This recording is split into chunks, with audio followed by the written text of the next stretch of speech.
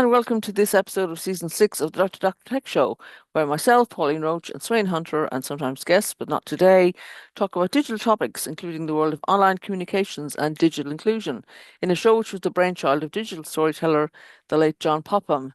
So, Sweyn, what's the weather been like this week where you are? It's been very changeable. Today's a lovely day, but we've had everything in between.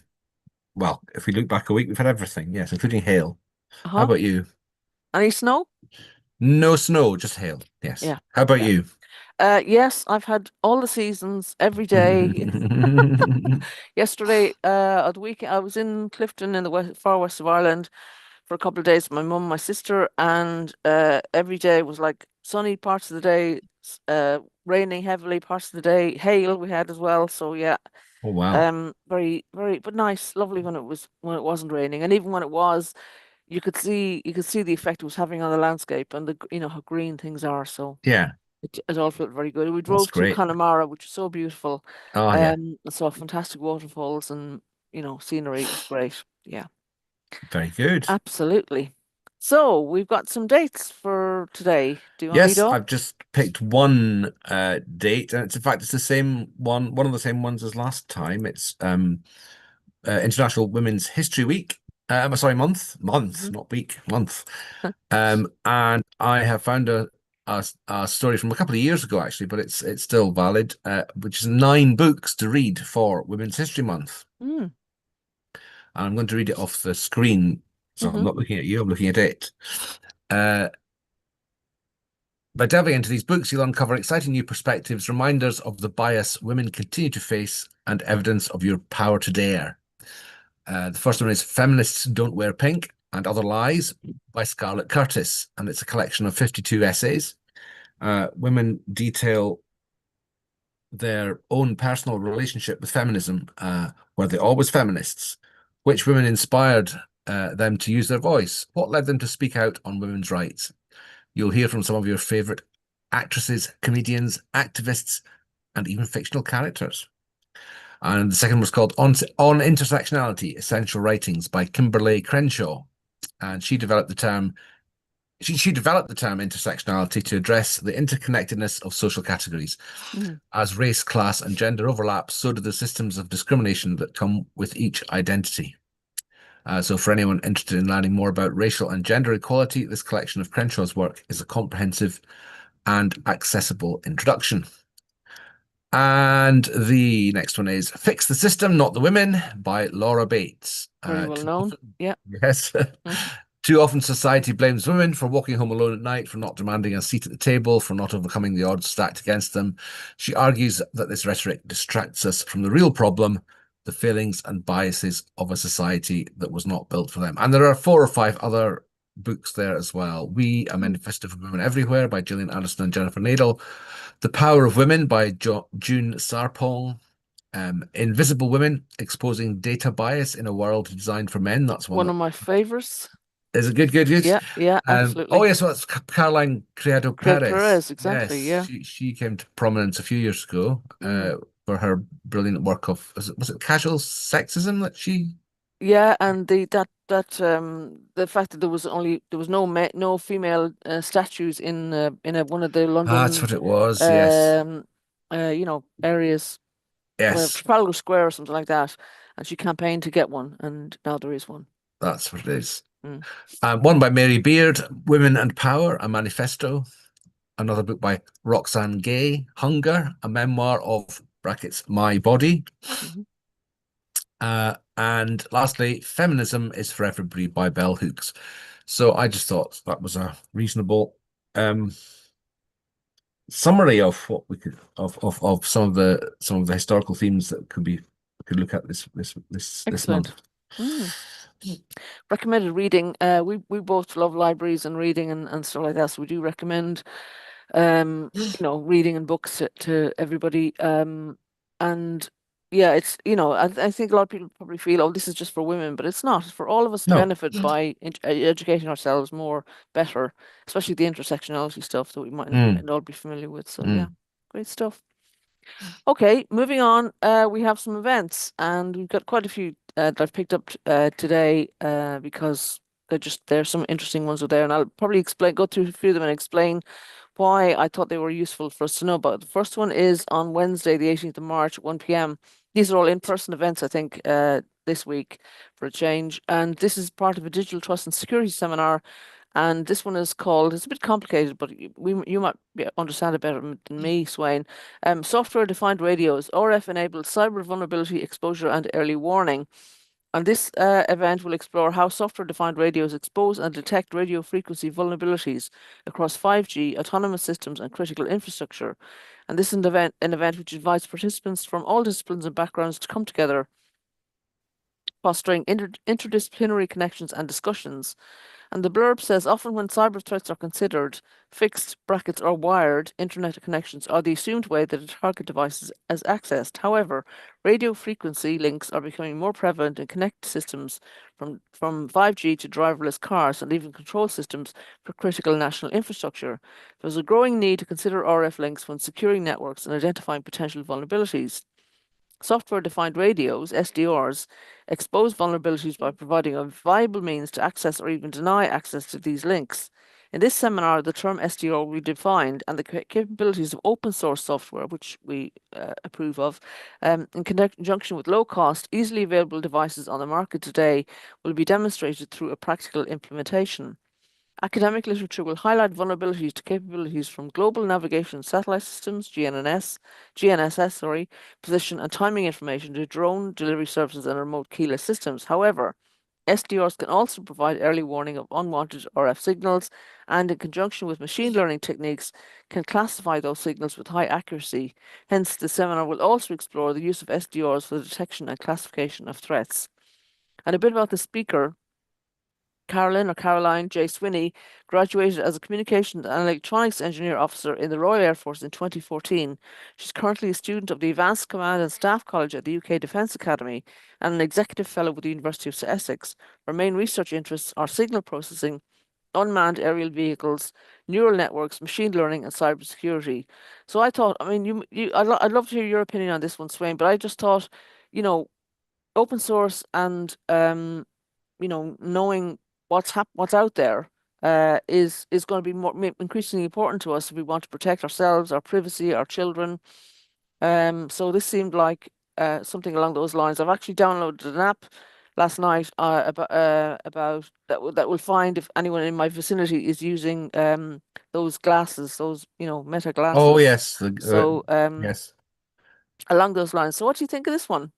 I think it's a great idea. I mean, this has been wireless links of all these types do tend to lag behind wired connections in terms of proper thinking about security. For example, the good example there that they highlight is GPS. And I read an article somewhere. I should have taken a note of where, but I didn't. That was saying, in a few years' time, we'll be astonished that we use this totally unencrypted system for such critical things that we do use it for. And there is now a kind of an encrypted service available as well. I think maybe GNSS is part of it that's mentioned in this article. But no, I would learn a lot by going on that, because although I kind of acknowledge and understand the need for this, I don't actually know anything about it at all. So that would be good. Yeah. Great. So if anyone's going to this and wants to come and talk about what they learned or wants to comment on it, we'd love to hear from you. Even Caroline Swinney, maybe we'll contact her and see if she would like to comment on it. That's very good. Well done for them for doing that. The next one is less tech, but I thought linking back to John and his work on kind of telling stories. This is an event that's happening in Plymouth on Thursday, the 19th of March from 10 to 11:30, called Tea and Memories with Linking Lives in Plymouth.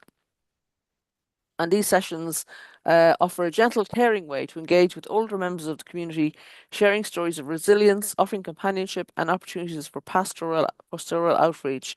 And this event is hosted by Transforming Plymouth Together as part of the resource series offered free of charge to churches across Plymouth. They do ask for donations, but for our purposes, just important to see that low tech events are still happening as well, and people Mm, recognizing that we all still need to be talking to each other, making friends, and reaching out more than ever. So yeah. yeah, it's, Mm. it's great. Yeah. Moving on, next Monday, the 23rd of March, there is back to one of our usual themes, Protect Yourself from Scams and Fraud event, run by our friends at Clear Community Web at Orpington Methodist Church in London for an afternoon of talks and workshops about staying safe online and connecting with the internet. And at this event, Clear Community Web will be joined by Barclays and Trading Standards with topics including top tips to stay safe online, scam awareness, managing your health online, and how to access free data and donated devices through local schemes. So, things we talk about regularly, but we know they're still important to put effort into, and we hope that some people will, benefit from uh, uh, sessions like this. So well done, Casper and your team at Clear Community Web. Moving on again, on next week on Thursday, 26th of March at 9:30 a.m. Again, back to a topic that kind of John was keen on, marketing techniques for voluntary sector groups working in rural settings. So this is one of those where it'll do what it says on the tin. And the blurb says that marketing charity services in rural settings is often difficult because of a combination of structural, social, and resource challenges. Limited internet access and fewer local media outlets reduce the effectiveness of digital and traditional advertising. Rural residents often rely on personal networks and may be cautious of outside organisations, meaning charities must build trust gradually. Cultural differences, privacy concerns, and limited resources further complicate communication, making it harder for charities to raise awareness and connect people with these services they offer.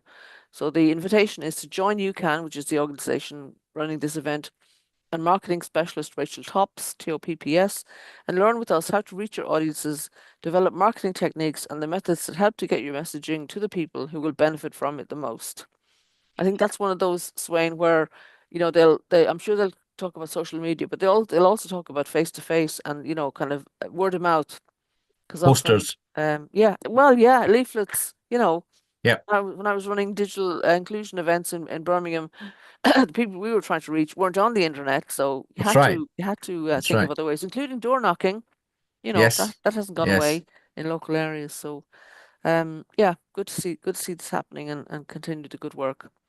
And then our final event of the events that we picked up is on Friday the 27th of March, and this event is called, it's in the evening, 6 to 8 p.m. This is called Women in Digital and Games. And this blurb says, get ready to connect, learn, and be inspired at this awesome in-person event celebrating amazing women in the digital and games industries, organized by Digital and Creative Technologies West Suffolk College. Whether you're a student, professional, or just curious, come hang out, hear stories, and boost your network. Don't miss out on an empowering evening filled with energy and inspiration. And that's be something I'd love to do. I'm really interested in games and gaming, and especially women in it, because Mm, we will influence the how how things are going and seeing and stuff. And you know, my assumption is that boys or men in games might tend to be more uh, mm, I don't I struggle I don't want to use the word violent, but sort of more active, more uh-huh. and I feel that women and girls in games might introduce more thoughtful. Hmm. Not to Hmm. say men aren't Hmm. thoughtful, of course you are, like you yourself, Swain. But just I think the perspective of women in games is very important. Yes. One to encourage. So yeah. So good luck to everybody who's going to any of those. And if you want to come on the show and talk about what you learned or picked up, we'd love to hear from you. Okay, let's move on to our stories for today. And the first one is from Maeve Walsh, the director of Online Safety Act Network. And this is a commentary on the social media ban, which has been a topic covered a lot in news recently. And so she's writing, I mean, obviously she's writing as the director of the Online Safety Act Network. She has some professional interest in this, but probably also a personal interest as well. And this was a story that she published on LinkedIn. So I'll just go through a few of the points that she's making, um, because she's trying to make us think about the point of this social media ban. And she kind of starts off with, so let's get this straight. Those in government responsible for advising the Prime Minister on a social media ban don't think it will work, but they're going to let him run with it because it's a simple idea and, well, everything else is just a little bit too complicated. And everything else has asterisk by it, which, and she goes on to explain the asterisk, which is implementing and enforcing regulation to hold tech companies to account if they design unsafe services. So, a little bit too complicated. Okay. Her second point, they're also finding the politics a bit tricky because they can't demonstrate to their own backbenchers that they've done much to improve the Online Safety Act in the 18 months they've been in power. And the asterisk for this one is because their previous Secretary of State was too focused on being nice to the tech sector. Oh, Maeve's views, we couldn't possibly comment, obviously, but thanks for sharing. And she goes on to say, oh, and also the opportunistic leader of the opposition who wanted to scrap the online safety bill when her own party was in government and delayed its passage by over a year, has now realised that sounding tough on children's exposure to online harms is a gift of a PR opportunity. Them's politics, folks. So, hmm. yeah. Thirdly, they're saying, maybe saying they're happy to let it be known to the tech sector that a ban is a performative signal, and by implication that the policy covered in the Department for Science, Innovation and Technology is bare. This is despite dozens of civil society organisations having bucketfuls of ideas as to how they could use their policy and regulatory levers to drive real change to children and young people's online safety. They're referring then to all the Online Safety Act network responses to proposals for a ban and a link in the comments to this article, which we will include a link to in our show notes as usual. Point number 4 in chasing hey, the PM is on your side because he gets it. No, nothing else is working. Headline for parents. They're making Ofcom's existing job trying to hold tech companies accountable for complying with the measure to protect children that they are already in divorce even more difficult. Okay, and number 5, she says, despite all the above, ban or no ban, it is a dangerous, counterproductive fallacy to suggest that nothing more needs to or can be done. Excuse me. The Online Safety Act still needs to be enforced, and it urgently needs to be strengthened. And even more important intervention, if by their own admission they know that a ban won't work. To suggest that it is also going to be too difficult for anyone in government to imagine, let alone deliver, is an indictment of the current state of tech policy making in the UK. This is not good government and is certainly not good leadership. And she finishes by saying, we all deserve better than this.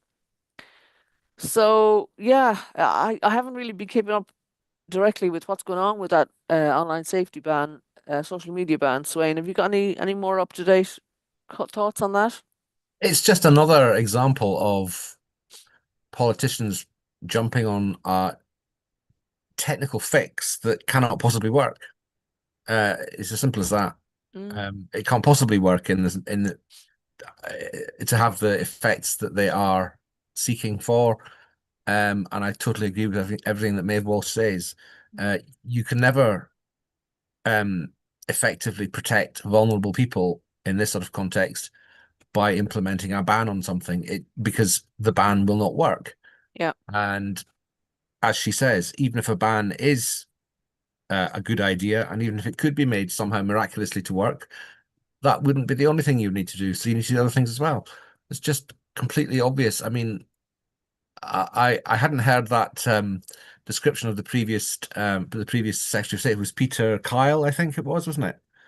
Is he not the one now? No? No, he Okay. was the one that was originally, he was the Okay. first one. I Yeah. think it's Chris Bryant now, possibly. Okay. Um, but either way, yeah, what she's saying here should be completely obvious, and we shouldn't be in this situation yet again of just searching for a quick technical fix. Mm.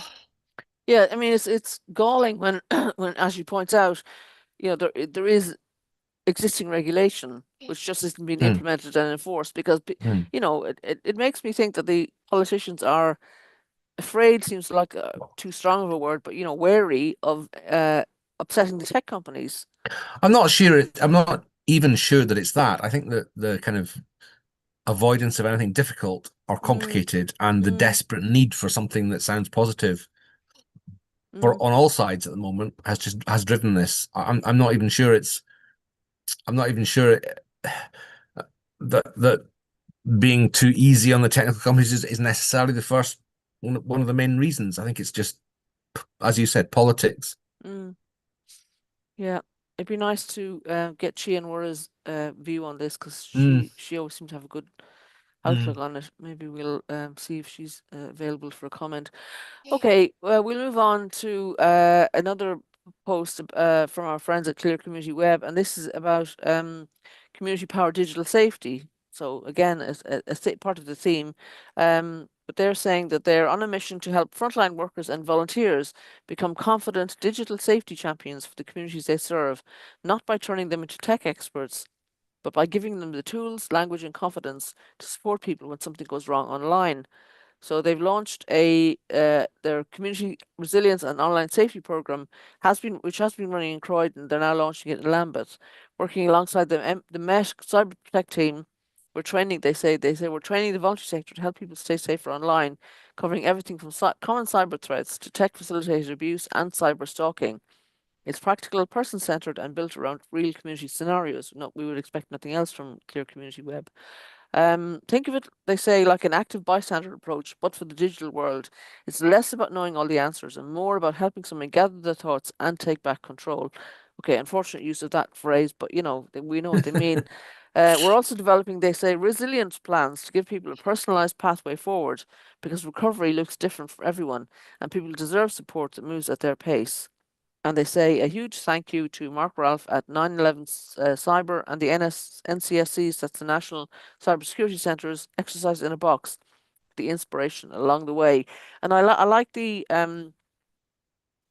phrase resilience plan because I've always said to mm. people not to think, if I get scammed, it's like what's the plan for when you get scammed? Yeah, It's better to think of, the fact that you're, for want of a better analogy, your house will go on fire. How are you going to get out safely? yeah. When you're going to have to. And So I yeah, like the approach, which is to train community workers, so people who are already offering or delivering services to people, yeah, to have this extra thing that they can deal with and cope with yeah. without having to either scare people about it or um, without having to go through some separate big marketing exercise to Mm, reach individuals. yeah. They're going to support the people who are already involved in various sectors to try and be helpful, and that's an approach that AbilityNet takes as well Mm, with its donation of devices. They tend to donate devices to people who are providing services to pass on to their clients mm-hmm, because they can train the people who are giving them the devices in how to do all the other stuff that we know needs to happen to tackle digital inclusion. So yes, it's great. It's mm, a great story, that one. mm. Very good. Okay, and our next story is an update from the Connection Project, which is a project that was new to me, and I've been asking around, and apparently has some positive support, as we will see as we go through this story. So in early January, the Connection Project, which is a national alliance with a mission to ensure everybody in the UK can thrive in a digital society, a partnership of banks, telecoms companies, broadcasters, government and civil society organisations. So maybe we should apply to be part of this, Sweyn, as broadcasters. The project brought together about 150 leaders around a shared concept, which is that the UK's future will be stronger if essential services work together to enable digital participation, helping everyone to live and work better.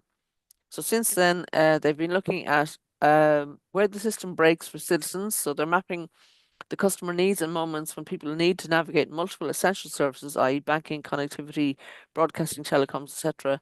And the panels at their launch showed that each sector is tackling similar digitization challenges. So they're exploring how horizontal citizen-centered models could best help things work better. So that seems to refer back to the previous story. So I'm sure, uh, what's it called? The community Clear web. Community Web is involved, or is involved Mm. in this. They're also looking at where digital already unlocks opportunity, building on international research. Colleagues from Estonia, Sweden, and from Netherlands and others shared real examples of digital systems that just make life easier. The Connection Project is expanding this, identifying where systems thinking and great CX stroke props. What's CX? Is that since experience? Yeah, it Not might sure. be. Don't know. Mm. Don't know. Have helped people live and work better and have better outcomes.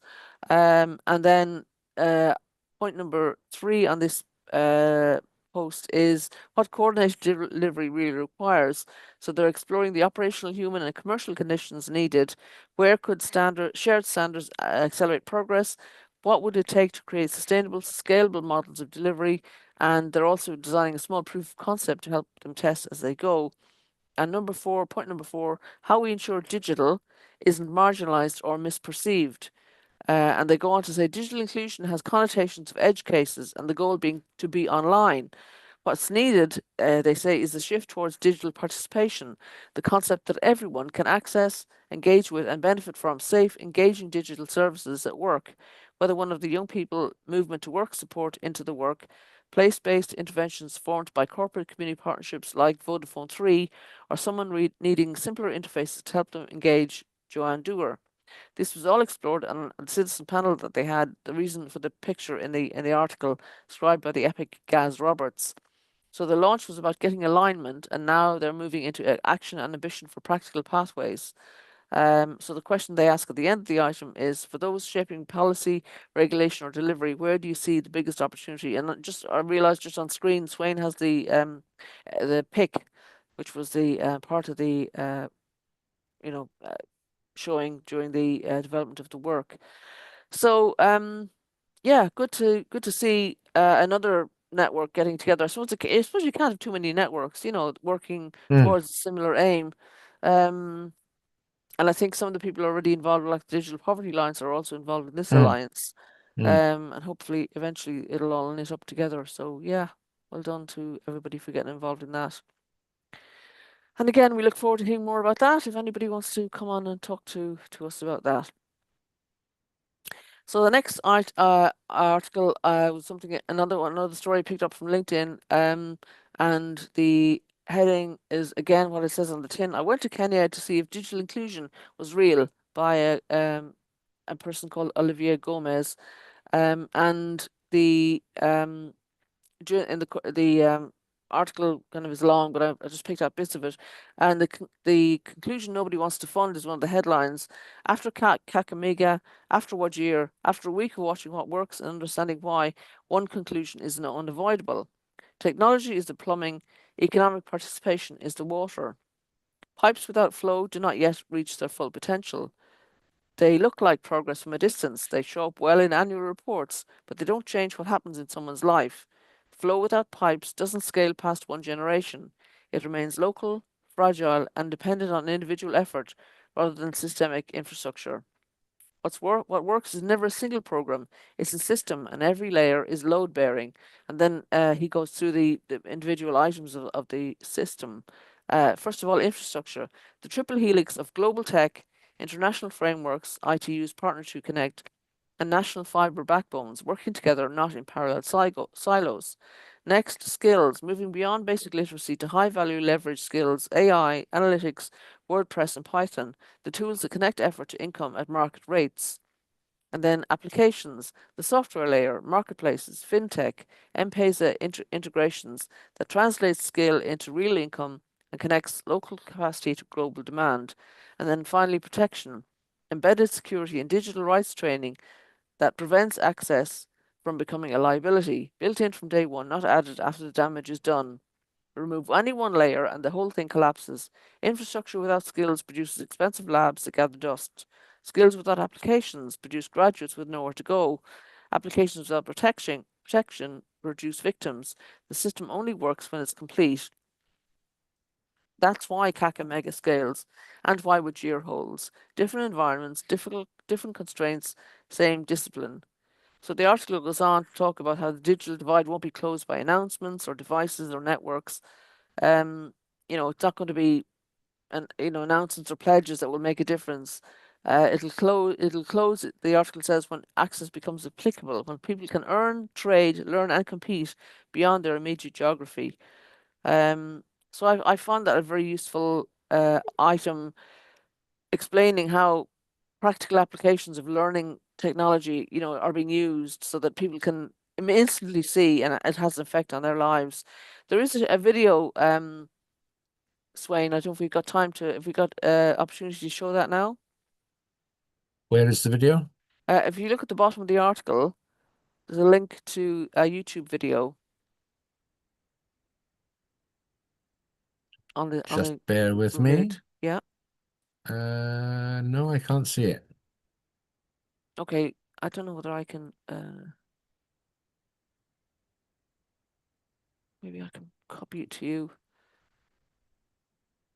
I'm just being stupid probably, but I can't see a video link. That's okay. Let's see where we chat.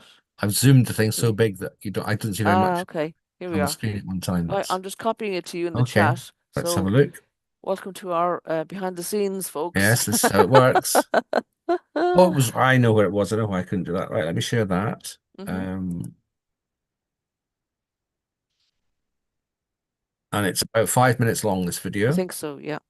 We can start it at least. So here we go.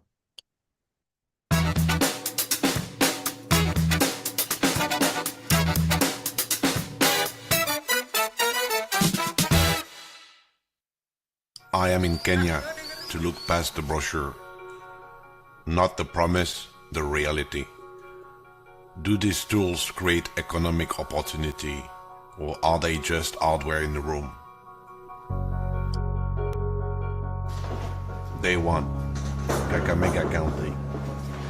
In a rural hub, a digital identity is a shortcut to opportunity. But the tool is only half the story. The reality is in the application. Okay. They aren't just learning computers. They are bypassing middlemen to enter the job market directly. The digital skills that are useful for me. I use Google account to create an email Okay. and also do research on online paying jobs. For you to do a good job, you need to upskill yourself in programming, AI tools like Python, like WordPress, and you have also advanced analytical tools like the CBase, Oracle, the Microsoft Access, like that. You need also to advance in the data science area. The trainer is clear. AI is leverage. It turns rough inputs into job-ready outputs. Yeah, I have Google. Maybe if I want to access some maybe things that are within the space, I can be able to get them. I also have some application that, like the application I'm using to distribute the fertilizer, that is the mezzanine ware. We have some tools that are used maybe within the farmers to collect information. It is Kobo Collect. I can be able to download it on maybe the Google Play Store, and I can be able to use it easily. This is the proof point. She isn't talking about digital literacy. She's talking about inventory management, price discovery, instant settlement. When you remove the distance between a seller and a market, the economic velocity of the entire village changes. Location 2, Wajir, the frontier, hundreds of miles from the nearest hub. Without this mobile unit, there is little access. This is where the model is truly tested.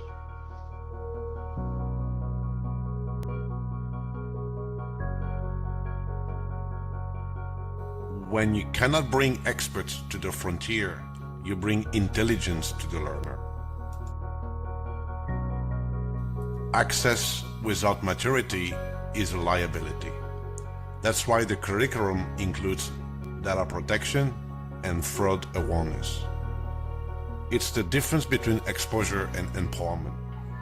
We have been here at Wajir County for 6 weeks training, digital training over 200 students here at Wajir, upscaling their digital skills.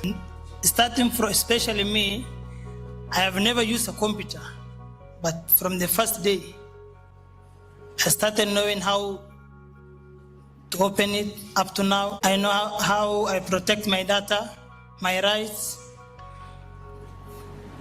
On behalf of all the students, thank you all Thank you. What impressed me isn't the technology. It's the speed of adoption. Technology is the plumbing. Economic participation is the water. When digital access lets someone compete beyond their local environment, it works. Being a student of the DigiTrack, I'm really grateful to Huawei for introducing us to these things, because outside there, learning computer studies is like super expensive. So thank you for introducing these things to us. So I appreciate it. Thank you.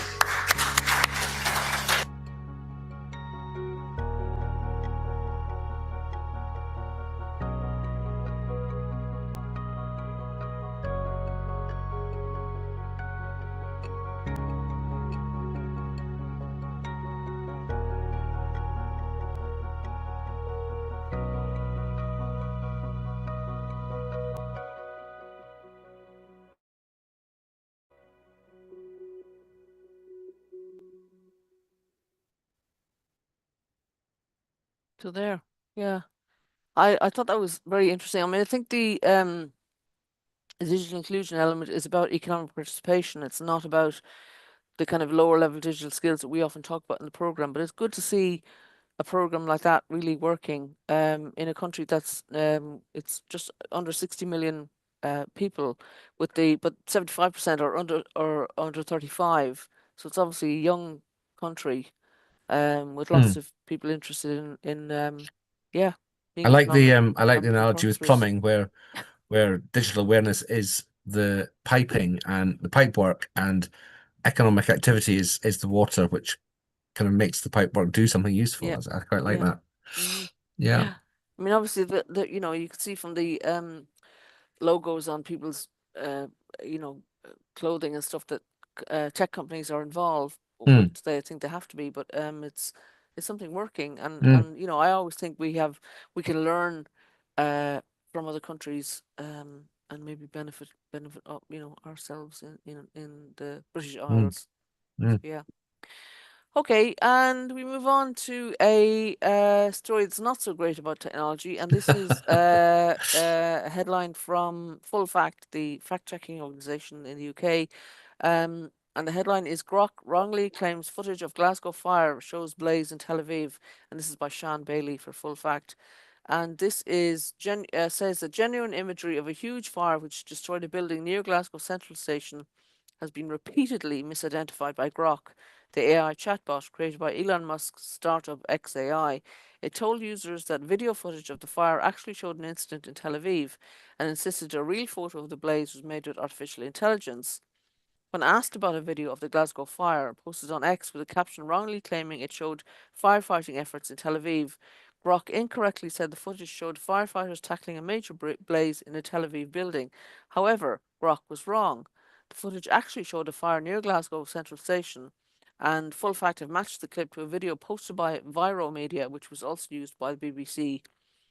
And even when asked by another user if a photo from the scene in Glasgow was real, Grok incorrectly and repeatedly insisted it was AI generated. Again, Grok was wrong to claim this. Full Fact geolocated the scene to a street near Glasgow Central Station and matched details from the photo to other reports and images from the scene. The AI chatbot has since apologised and accepted it misidentified the video. Full Fact have contacted XAI for comment, and they say they will update the article if we hear back. They go on to say, we've written many times about AI chatbots and assistants struggling to correctly verify images and videos. Last year, we wrote about Grok and Google Lens AI overviews, claiming that fake imagery showed the Huntington train attack, and Grok wrongly claiming that the video of the 2025 United Kingdom rally was filmed in 2020. So, yeah, it's a kind of it's a let's be careful out there kind of story, isn't it? You know, as we know, well, we don't accept just one source for any story. We always check to see if it's been if it, well, if it's from a reputable source and or if it's been reported elsewhere. So, yeah, other AIs are available, obviously, and should be treated with equal caution. Moving on to a story from our friends at Digital Poverty Alliance, and this is one from their website. I think we saw a link to it from Facebook originally or LinkedIn. Digital ID, it says, must not become a new route into exclusion. The article says the government's consultation on digital ID has opened an important window. Before a new system settles into daily life, there is still time to ask a more serious question than whether it sounds modern or efficient. The real question is who will be able to use it easily and who may find themselves pushed further from work, services, and everyday participation. And the article says this is the concern running to the Digital Poverty Alliance's new policy brief, published in response to the consultation. And the link to the brief is in the article link, which we will publish on our show notes. The government has confirmed that digital ID will not be mandatory, the article says, but the brief makes clear that this does not settle the matter. A system can be voluntary on paper and still become difficult to avoid in practice once employers, public services, and private providers begin to build around it. And this is where the Digital Poverty Alliance's concern sharpens. Elizabeth Anderson, CEO of Digital Poverty Alliance, who has been on the show, guest on the show previously, warns that so-called voluntary digital ID systems can quickly become essential in practice as both public and private services begin to rely on them. When this happens, offline alternatives can become slow, complex, or difficult to access, effectively creating barriers for people who cannot engage digitally. So for millions of people already living in digital poverty, that warning is not abstract. It's the reality of an older phone that cannot run the right app, a process cut short by poor connectivity, or a task built around levels of digital confidence and access that millions of people in the UK still do not have. What looks seamless to one person can become another person's dead end. So the policy brief responds with 3 clear recommendations. Digital inclusion support must be strengthened through proper investment in devices, connectivity, and digital skills. Offline alternatives must remain visible, workable, and fully accepted. And inclusion must shape any future system from the outset, informed by the people most likely to face barriers if it does not. And this is, echo, we say this all the time, so great to see them in a policy briefing. This consultation, the article concludes, is a chance to prevent exclusion from being designed into the system before it is even fully built. The test now is whether digital ID expands participation or simply makes life easier for those already best placed to keep up. So a kind of a good warning, and on the screen you've got the article from the website. We love what the Digital Poverty Alliance does, and they write very clearly in a way I think people can relate to, and kind of say to people how they can influence things. So please do feel free to support the Digital Poverty Alliance, and talk to politicians, members, anyone who's making policy, that that these things must happen, because we don't want anyone to be left out. So good for all of us.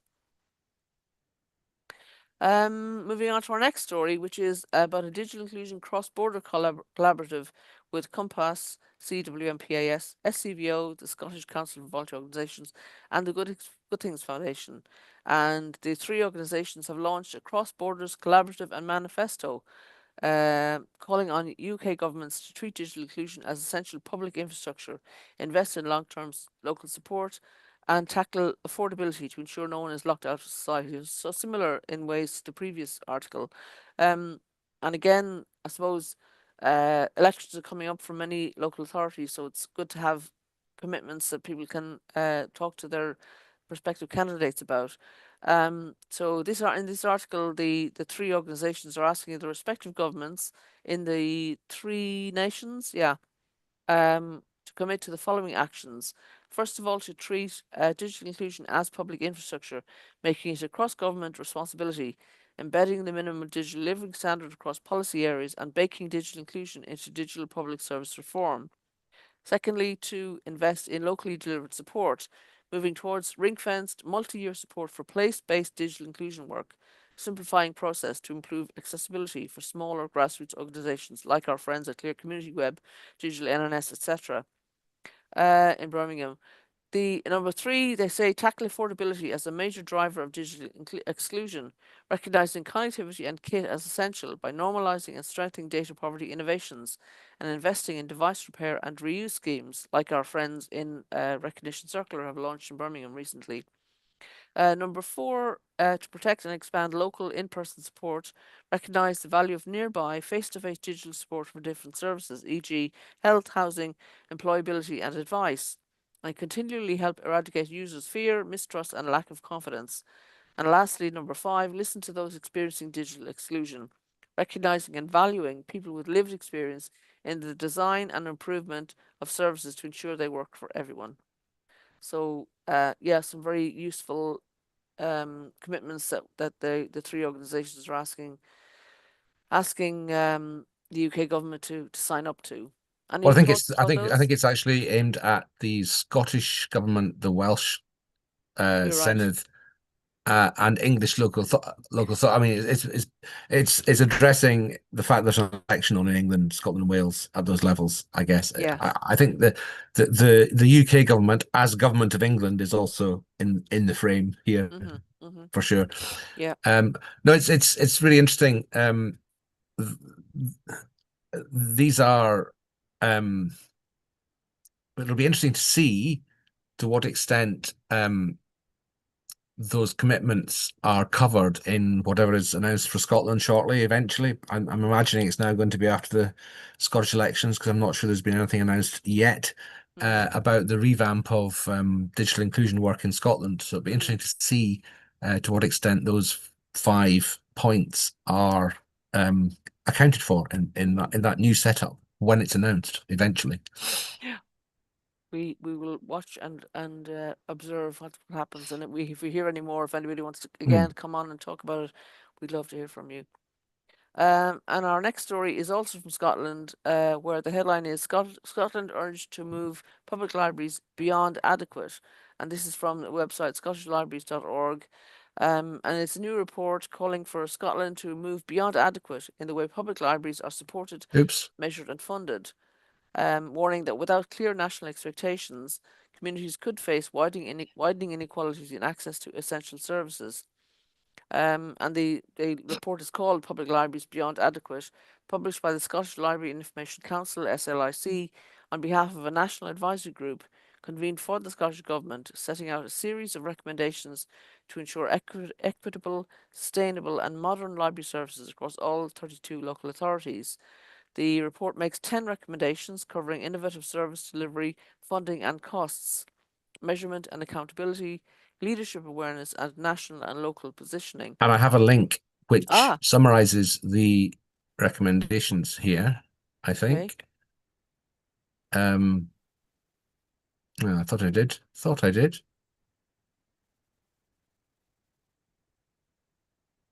Yes, here we are. Okay. Are we going to have a look more of them, or is there link, lists behind the links? I think these are the headlines. Okay. So I'll go on to read part of the article, and that talks about universal library offer. So central to the report is a proposal to develop a universal library offer, a clear national framework defining the essential services and experiences every person in Scotland should expect from their local library. While councils already have a legal duty to provide an adequate library service, the report highlights the term is not clearly defined in legislation, leading to growing differences in provision across the country. And I think this is the same as the Public Libraries and Museums Act 1964 for the UK. It's very similar. Yeah. It's very similar. Yeah. I think the word efficient is involved in England. And again, not defined, can be defined by each local authority, which does, I'm sure, lead to inequalities. Yeah. The advisory group apparently warns that without stronger national clarity, there is a risk of incremental erosion of services, increasing geographic inequality, and missed opportunities to use libraries to support major national priorities. The proposed universal library offer would define core areas of service that every community should be able to access, including promoting reading and literacy for all ages, free access to trusted information and digital support, health and well-being programs and safe community spaces, and cultural activity and opportunities of creativity and learning. Now, we know that a lot of libraries do a lot of this anyway, but if there was a universal library offer, then it would be guaranteed that everyone would be able to access very similar services. The article goes on to say the framework would maintain local flexibility in how services are delivered while ensuring greater national consistency and transparency. And the report also calls for a national exercise to identify the true cost of delivering equitable library services across Scotland, multi-year funding settlements to support sustainable planning, a strengthened national improvement and peer review framework for all library services, minimal national standards for digital access and infrastructure, and research to quantify the social return on investment delivered by Scotland's libraries. And that one, the last one to me, is the key one that might unlock other, people's understanding of how wonderful libraries are. I mean, the University of Essex, I think it was, that did some research on libraries in England and what their return on investment is, and it was huge. Yeah. So it'd be great to see that for Scotland as well. Are you still using libraries locally, Sweyn? Yes, I was in a library yesterday, I think, looking for Mm. something or other. Mm-hmm. I was in a library in Clifton when I was on holidays there with mum and sister the last few days.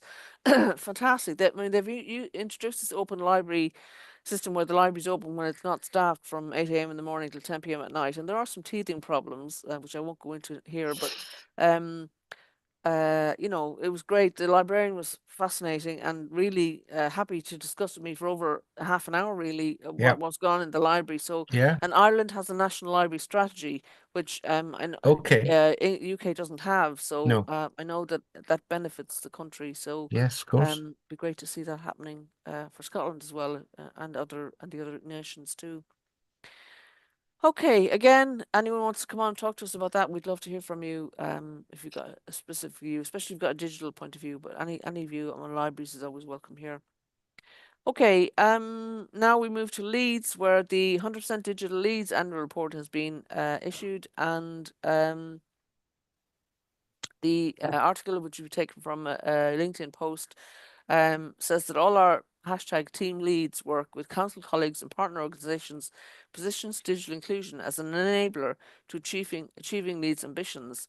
The report has just come out, and two appendices feature a small selection of our digital inclusion work over the last 12 months, including some of the highlights are connecting and protecting communities, working with 5 VCSE voluntary community social enterprise organisations to co-produce a toolkit for tackling misinformation and disinformation, Arts, Culture and Older People research project with the University of Sheffield, funded by Arts Council England.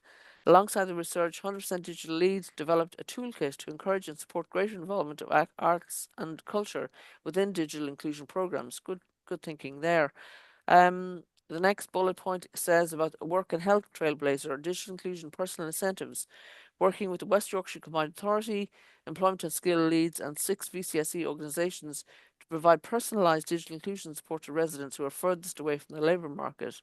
NHS app support for Get Online Week 2025, Leeds Digital Inclusion Fund, working with Leeds Community Foundation and Leeds Digital Ball CIC. Okay, this year's fund saw almost £100,000 awarded to 11 VCSE organisations. And then finally, Social Value, working with funders, businesses and partners. They've secured 1.263 million of additional funding and resources this year to increase the capacity of VCSE organisations to support digital inclusion in Leeds. So great things happening in Leeds, and great to hear about it in this way. Other cities also do lots of digital inclusion, and if they can produce a report, we'd love to hear about it and report on it as well. So well done, Leeds, for leading the way again. Our next item, I think we've just got time to maybe do this one, possibly the last one, but we're not sure. This is an article from my old stomping ground in Birmingham, and this is reflections on digital inclusion at DigiFest 2026 by Dustin Hosseini, who is a higher education educator, academic developer, and doctoral researcher working at the intersection of teaching excellence, decolonization, and ethical educational technology. He has taught across a wide range of international higher education contexts, including Russia, the UAE, Kazakhstan, China, England, and Scotland. So a great pedigree there. And this article says that digital inclusion was a concern at this year's DigiFest event. So, Sweyn, I only have to leave the country and they're talking about digital inclusion in Birmingham. So no, I think this is a national event. I think it's a national yeah. education event, Oh, yeah. mainly aimed Okay. at teachers and education authorities. So I think that's what's going on. Yeah, I hadn't heard of it before, so maybe it moves around the country, does it? I think it Yeah, does, so yes. yeah, okay. So the writer says that digital inclusion sat at the heart of JISC's framing and surfaced repeatedly in conversations which they found most compelling. Tackling digital poverty, closing the skills gap, improving access to devices and data. These are not technical problems, they are political and ethical ones, and they land squarely in the lap of further and higher education institutions that can no longer treat digital equity as an afterthought. And Justin goes on to say that two voices stood out for him. Jane Mooney and Deborah Gray both challenged the room on something that's obvious, sounds obvious, but is rarely practiced. Inclusion must be considered before and during the design phase, not retrofitted once a product or system is already built. And we, again, have talked about this often on the show. This is a principle the tech industry has paid lip service to for years, yet we keep producing tools and platforms that require accessibility features to be bolted on as an apology rather than embedded as a foundation. What Jane and Deborah made clear is that genuine inclusion demands foresight and co-design, inviting the people most likely to be excluded into the room at the very start, not as a gesture, but as a structural requirement. By the time we are testing a finished course or product, it is already too late for many people. So here, yes, definitely great to hear it being discussed at a national event that I didn't know much about, Sweyn. So thanks for your input on that. It's not school education as I thought for a moment. It's actually higher and further education. Okay. It's universities and colleges that this is aimed at, and it's the kind of digital industry for that sector meeting. Yeah. Well, good to hear the topics that we talk about so often being Yes. talked in these environments as well. And sometimes it frustrates me a little bit sometimes that things that we know so well seem so new to new groups maybe. I know. But it's I know. it's good. But It's it's just good. good. The message getting Yeah. out there. Yeah, absolutely. So well done, and more of that, please. And our final story is something I'm going to read out because it's from a group that I'm in on Facebook called Library Think Tank, run by the American Library Association. It doesn't name an individual, so I'm not revealing anything private. But it kind of reflects things we talked about already today on the show and things that we know about, and it's a good overview of what happens in the library. So the story starts: working at a public library gives you a front row seat to the practical realities of how people navigate basic systems, forms, documents, passwords, and the small bureaucratic hurdles that make modern life function. After watching patrons day after day try to print a boarding pass, open an email attachment, or remember the password they created 5 minutes earlier, the person is writing, I have developed a fairly grounded sense of how prepared the average person is to deal with paperwork and official requirements, which is why when people talk about the proposed SAVE Act, this is an act in the US that's being proposed. I can't remember what the acronym is, but it's about people will affect people's lives. The person writing says, I can't help but think, does anyone proposing this actually spend time helping the public fill out forms? I think it's something to do with the elections and having It's to called the have identity. Safeguard American Voter Eligibility Act, and it's I think Yes. probably fairly widely seen as an attempt to, on the one hand, ramp up the levels of identification that you need to show, but I think that there's quite a lot in the details of the rules that they're proposing that cause quite a lot of concern that it might affect some groups of voters more than others. Yeah. Shall we just leave it at that? So yeah, absolutely. So the person writing this article says, I can't help but think, does anyone proposing this act actually spend time helping the public fill out forms? Because if they did, they would know something important. The people most likely to struggle with documentation requirements are not necessarily the ones political rhetoric imagines. Let me describe the daily reality. A remarkable number of library patrons cannot manage a simple print job without help.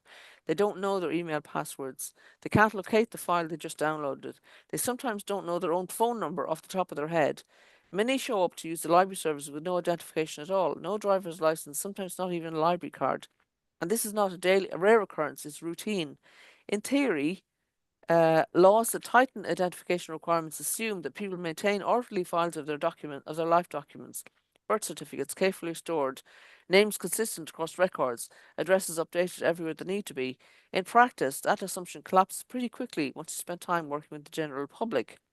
And here's the slightly ironic part. The people who often arrive at the library with their paperwork neatly organised, passports, green cards, IDs, photocopies of everything, tend to be immigrants and many patrons of colour. They're used to systems where documentation matters. They keep their records together because experience has taught them they might need to produce them at any moment. When they come in asking you for help printing a form or scanning a document, they usually know exactly which document they're looking for. Meanwhile, the patrons most likely to arrive empty-handed, puzzled about which document they need, or unsure where any of their paperwork might be, are frequently older Americans or lower-income white patrons who have simply never had to maintain that kind of bureaucratic readiness. This isn't a moral judgment, it's just observation. Different communities develop different habits around documentation depending on what systems they've historically had to navigate. This is why policies like the SAVE Act may end up having very different real-world effects than the political messaging around them suggests. And the article goes on and on, so I'm not going to read the rest of it, but safe to say, you know, the article finishes and writes it better than I could. And when new rules collide with the gap between perception and reality, the people who struggle aren't always the ones policymakers expect. Sometimes they're just the folks at the printer asking you for the third time where the print button went. Yeah.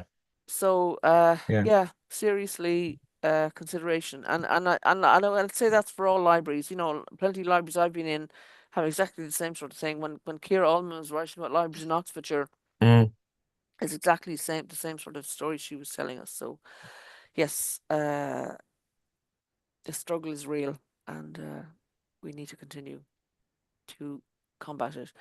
Okay, on that note, we will close. Thanks everybody for joining us. Have a great week, and we'll see you on next time the show is on. Thanks very much. Thank Bye you. now.